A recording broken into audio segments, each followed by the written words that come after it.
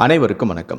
கன்னியாகுமரி மாவட்டத்தை சேர்ந்த இளம்பெண் ஒருவர் கணவரை பிரிந்து தன்னுடைய 17 வயது மகளுடன் தனியாக வசித்து வந்தாங்க. கணவரை பிரிந்து வாழ்ந்து வந்தால பொருளாதார ரீதியாக ரொம்ப கஷ்டப்பட்டிருக்காங்க. அவங்க நர்சிங் படிச்சிருக்காங்க. அதனால் நம்ம வெளிநாட்டுக்கு நர்சிங் வேலைக்கு போகணும் அப்படின்னு சொல்லி முயற்சி பண்ணியிருக்காங்க. அவங்களுடைய முயற்சியின் பலனாக கடந்த 2024ஆம் ஆண்டு மஸ்கட் நாட்டுக்கு அவங்கள வேலைக்கு கூப்பிட்டுருக்காங்க.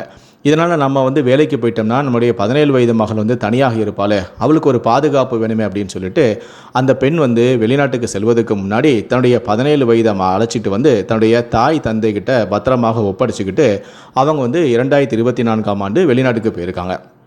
அதுக்கப்புறம் ஓராண்டுகள் பணி புரிஞ்சுட்டு 2025ஆம் ஆண்டு டிசம்பர் மாதம் மீண்டும் அந்த பெண் ஊர் திரும்பியிருக்காங்க. அப்போது தன்னுடைய 17 வயது மகளை பார்க்குறதுக்காக தன்னுடைய அம்மா அப்பா வீட்டுக்கு வந்திருக்காங்க. அப்போது அவங்க வெளிநாட்டுக்கு போகிறதுக்கு முன்னாடி தன்னுடைய மகளுடைய எதிர்காலத்துக்காக அவங்க கொஞ்சம் நகைகளை சேர்த்து வச்சுருந்தாங்க. அந்த நகைகளை தன்னுடைய அம்மா அப்பா வீட்டில் இருக்கக்கூடிய ட்ரக் பெட்டியில் வச்சு பூட்டிகிட்டு போயிருக்காங்க.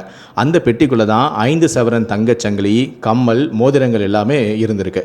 ஆனால் அவங்க வெளிநாட்டுக்கு போயிட்டு ஒரு வருஷத்துக்கு அப்புறம் திரும்ப வந்தபோது அந்த ட்ரக் பெட்டியில் இருந்த நகைகள் எல்லாமே மாயமாயிருக்கு. இதை கண்டு அவங்க அதிர்ச்சி அடைஞ்சிருக்காங்க. தன்னுடைய அம்மா அப்பா கிட்ட கேட்கும்போது இதை பற்றி எங்களுக்கு தெரியலையே அப்படின்னு சொல்லியிருக்காங்க. உடனடியாக இது குறித்து அவங்க கருங்கல் காவல் நிலையத்தில் புகாரும் அளிச்சிட்டாங்க. கருங்கல் போலீஸாரும் புகாரின் அடிப்படையில் வழக்கு பதிவு செய்து திருட்டில் ஈடுபட்ட மர்ம நபர்கள் குறித்து விசாரணையை மேற்கொண்டாங்க. ஆனால் இந்த விசாரணையில் எந்த விதமான பலனும் கிடைக்கல. அந்த நகையை எப்படி காணாமல் போச்சு, யார் திருடினாங்க அப்படின்னு சொல்லி போலீஸார் பல கட்ட கோணத்தில் விசாரணை செஞ்சு கூட எந்த விதமான துப்பும் கிடைக்கல. ஒரு கட்டத்தில் வேறு என்ன பண்ணுறது அப்படின்னு சொல்லிட்டு சரி போலீஸார்கிட்ட தான் கேஸ் கொடுத்துட்டோமே, அவங்க விசாரித்து கண்டுபிடிச்சி சொல்லுவாங்க அப்படின்னு சொல்லிட்டு அந்த இளம்பெண் மீண்டும் மஸ்கட் நாட்டுக்கே வேலைக்கு போயிட்டாங்க. அதுக்கப்புறம் ஒரு வருஷம் ஆச்சு. போலீஸார் தரப்பிலிருந்து எந்த விதமான முன்னேற்றமும் இல்லை. அப்போ தான் அந்த வெளிநாட்டில் இருந்த பெண் தன்னுடைய சகோதரனுக்கு ஃபோன் பண்ணி இந்த மாதிரி நான் ஒரு கேஸ் கொடுத்துருந்தேனே, எந்த விதமான முன்னேற்றமும் இல்லை, நீ போலீஸ் ஸ்டேஷனில் போய்ட்டு அது என்ன ஏதுன்னு கொஞ்சம் கேட்டு சொல்ல அப்படின்னு சொல்லி அந்த இளம்பெண் தன்னுடைய சகோதரன்கிட்ட சொல்லியிருக்காரு. அவரும் சரிமா நான் போய் கேட்டு சொல்கிறேன் அப்படின்னு சொல்லிட்டு கருங்கல் போலீஸாரை போய் தொடர்பு கொண்டு இந்த வழக்கு என்னாச்சு சார் அப்படின்னு சொல்லி கேட்டிருக்காரு. அவர் கேட்டதுக்கப்புறம் மீண்டும் இந்த திருட்டு வழக்கை போலீஸார் விசாரணை செய்ய ஆரம்பிச்சிருக்காங்க. இப்படி விசாரணை செஞ்சுட்டு இருக்கும்போது தான் அந்த பெண்ணுடைய மகள் தற்போது கல்லூரியில் அவங்க படிச்சுட்டு வராங்க. அந்த மகள் கடந்த மார்ச் மாதம் 16ஆம் தேதி குளச்சல் அனைத்து மகளிர் காவல் நிலையத்தில் போயிட்டு ஒரு பரபரப்பான புகார் ஒன்றை கொடுக்குறாங்க. அந்த புகாரில் அவங்க என்ன சொல்லியிருந்தாங்கன்னா, என்னுடைய அம்மா மஸ்கட் நாட்டுக்கு போகும்போது கடந்த 2024ஆம் ஆண்டு என்னை தாத்தா பாட்டியோடைய பாதுகாப்பில் இருக்கணும் அப்படின்னு சொல்லி என்னை வீட்டில் விட்டுட்டு போனாங்க. அந்த சமயத்தில் இந்த தாத்தா பாட்டியோட வீட்டுடைய மாடியில் மேல் தளத்தில் கால் டாக்ஸி டிரைவரான ஐஸ்டா லிசின் வயது 42 என்பவர் வாடகைக்கு குடி வந்தார். அவர் தன்னுடைய மனைவியை பிரிந்து வாழ்ந்துட்டு வந்தார். ஐஸ்டாலிசின் இங்கு குடி வந்த பிறகு என்னுடைய வயதான தாத்தா மற்றும் பாட்டிக்கு நிறைய உதவிகளை செஞ்சு நன்கு கவனிச்சுட்டு வந்தார். இப்படி அடிக்கடி ரொம்ப அக்கறையோடு நடந்து கொண்டதால் அவர் என்னுடைய வீட்டுக்கு சகஜமாகவே செல்லவும் ஆரம்பித்தார். அப்போது ஒரு நாள் கடந்த 2024ஆம் ஆண்டு நான் என்னுடைய வீட்டின் குளியலறையில் குளிச்சுக்கிட்டு இருந்தேன். அந்த சமயம் பார்த்து வென்டிலேஷன் வழியாக ஐஸ்டாலிசின் தன்னுடைய செல்ஃபோன் மூலமாக நான் குளிக்கிறத வீடியோ எடுத்தார். இதை நான் பார்த்து அவரை சத்தம் போட்டேன். ஆனால் அவரோ என்னை எந்த விதமான பயமும் இல்லாமல் என்னை மிரட்டினார். இந்த நீ சத்தம் போட்டு யாருக்கிட்டையா சொன்னேன்னா நீ குளிக்க வீடியோவை நான் இணையதளத்தில் பரப்பி விடுவேன் அப்படின்னு சொல்லி மிரட்டினார். இதனால் நான் பயந்து போய் எதையுமே நான் சொல்லலை, யாருக்கிட்டையும் நடந்த சம்பவத்தை சொல்லலை. அதுக்கப்புறம் நான் பயந்துட்டேன் அப்படிங்கிறத அவர் தனக்கு சாதகமாக பயன்படுத்திக்கிட்டு என்னுடைய அறைக்கு நீ வந்தனா இந்த வீடியோவை நான் டெலீட் பண்ணிடுவேன் அப்படின்னு கூறினார். நான் அந்த வீடியோவை எப்படியாவது அழிச்சிடணும் அப்படின்னு சொல்லிட்டு என்னுடைய தாத்தா பாட்டிக்கு தெரியாமல் அவருடைய அறைக்கு நான் போனேன். அப்போ போனதுமே அந்த ஐஸ்டாலிசின் அந்த அவருடைய அறைக்கு போனதுமே என்னுடைய அறைக்கு முதல்ல நீ வந்திருக்க, அதனால் இந்த கூல்ட்ரிங்க்ஸ் நீ குடி அப்படின்னு சொல்லி எனக்கு ஒரு ஜூஸ் கொடுத்தாரு. நான் இல்லை வேண்டாம் வேண்டாம் அப்படின்னு சொல்லி எவ்வளவோ மறுத்தேன். ஆனால் அவர் என்னை குடிக்க வற்புறுத்தினால வேறு வழி இல்லாமல் அதை நான் குடித்தேன். ஆனால் அதை குடித்த கொஞ்ச நேரத்திலே நான் மயங்கிட்டேன். அதன் பிறகு அவர் இதை தனக்கு சாதகமாக பயன்படுத்திக்கிட்டு என்னை அவர் பாலியல் வன்கொடுமையும் செஞ்சுட்டார். அது மட்டுமல்ல, அவர் என்னை பாலியல் வன்கொடுமையை செய்யும்போது கூட என்னுடைய ஆடைகள் எல்லாத்தையும் களைஞ்சிட்டு என்னை நிர்வாணமாக வீடியோவும் செல்ஃபோனில் எடுத்து வச்சுக்கிட்டாரு. மயக்கம் தெளிஞ்சு நான் எரிஞ்ச பிறகு என்கிட்ட அந்த வீடியோவை காட்டினார். நான் என்கிட்ட நீ குளிக்கிற வீடியோவும் இருக்குது, இப்போ நீ இப்படிப்பட்ட ஒரு காட்சி வீடியோவும் என்கிட்ட இருக்குது, அதனால் நான் அழைக்கும் போதெல்லாம் நீ வரணும் அப்படின்னு சொல்லி என்னை மிரட்டினார். இதனால் நான் ரொம்ப பயந்து போயிட்டேன். ஏற்கனவே குளியல் வீடியோவை வெளியிட்டுருவாரோன்னு சொல்லி பயந்தேன். இப்போ என்னோட தனிமையில் இருந்த வீடியோ வெளியிட்டுருவாரோ அப்படின்னு சொல்லி பயப்பட ஆரம்பித்தேன்.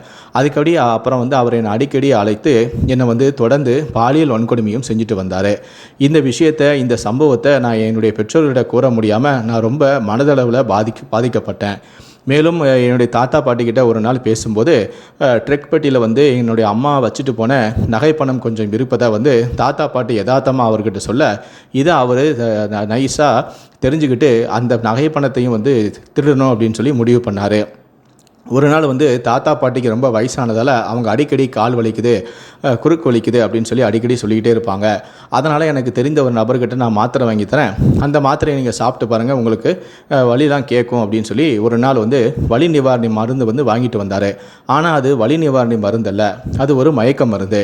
தாத்தா பாட்டிக்கிட்ட ரொம்ப பாசமாக அக்கறையாக பேசி தாத்தா பாட்டி 2 பேருக்குமே அவர் மயக்க மருந்தை கொடுத்துட்டாரு. அவங்களும் நம்பி அதை வந்து சாப்பிட்டாங்க. கொஞ்ச நேரத்தில் அவங்க மயங்கிட்டாங்க.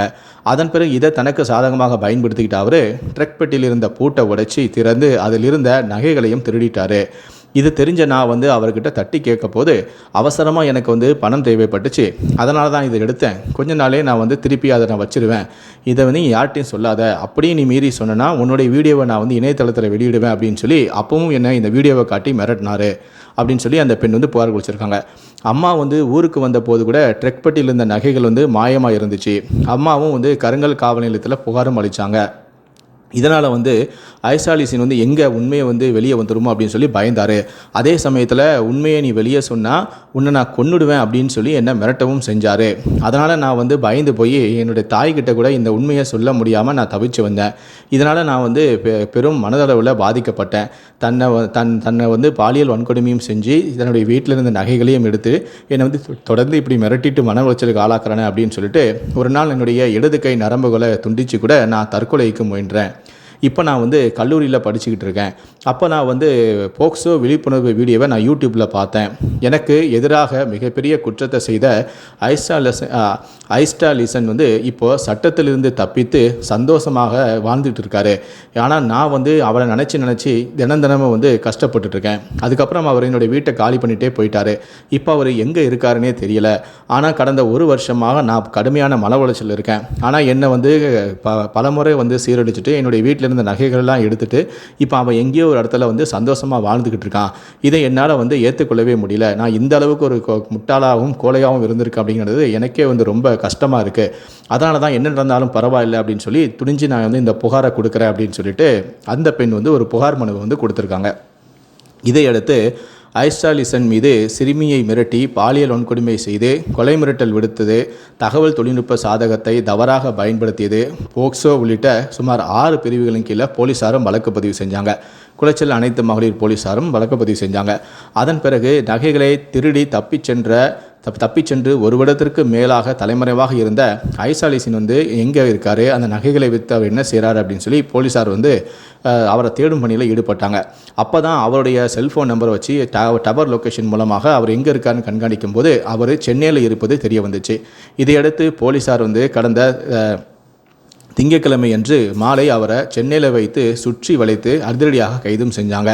இதையடுத்து மறுநாளே செவ்வாய்க்கிழமை அன்று நாகர்கோயில் மாவட்ட மகிழா நீதிமன்றத்தில் அவரை ஆஜர்படுத்தி சிறையிலும் அடைச்சிருக்காங்க. ஏற்கனவே குற்ற வழக்குகளில் தொடர்புடைய ஐஸ்டாலிசனின் குற்ற பின்னணி குறித்து விசாரிக்காமல் சிறுமியின் குடும்பத்தாரோ அவருக்கு வாடகைக்கு விட்டு கொடுத்துருக்காங்க. அதனால தான் இது போன்ற சம்பவம் வந்து அரங்கேற்றி விட்டதாக தெரிவிக்கக்கூடிய போலீஸார் பொதுவாக வீடுகளை வாடகைக்கு விடுவோர் குடியேறும் நபர்களுடைய குற்ற பின்னணிகளை விசாரித்து கவனத்தோடும் பொறுப்போடும் செயல்பட வேணும் அப்படின்னு சொல்லிட்டு காவல்துறை இந்த சம்பவம் மூலமாக ஒரு பகிரங்கமான எச்சரிக்கையை விடுத்திருக்காங்க. இந்த சம்பவத்தை பற்றிய உங்களுடைய கருத்துக்கள் என்ன அப்படிங்கிறத கீழே இருக்கக்கூடிய கமெண்ட் செக்ஷனில் மறக்காமல் சொல்லுங்கள். நன்றி, வணக்கம்.